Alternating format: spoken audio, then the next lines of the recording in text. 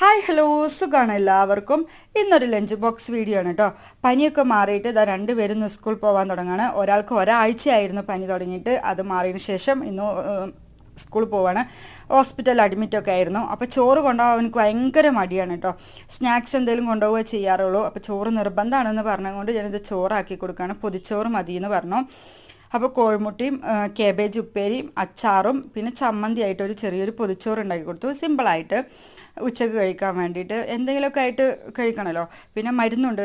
പിന്നെ അപ്പോൾ ചെറിയ ആൾക്കും പൊതിച്ചോറ് തന്നെ മതി പറഞ്ഞ് വാശി പിടിക്കായിരുന്നു. പിന്നെ ഞാൻ ഇന്ന് നാളെ ആക്കി തരാമെന്ന് പറഞ്ഞ് അഡ്ജസ്റ്റ് ചെയ്തിട്ട് അവനിക്ക് ഞാൻ ചോറ്റുപാത്രത്തിൽ ചോറാക്കി കൊടുത്തു. വാഴൻ്റെ വെട്ടിക്കൊടുന്നത് ഉണ്ടായിരുന്നില്ല.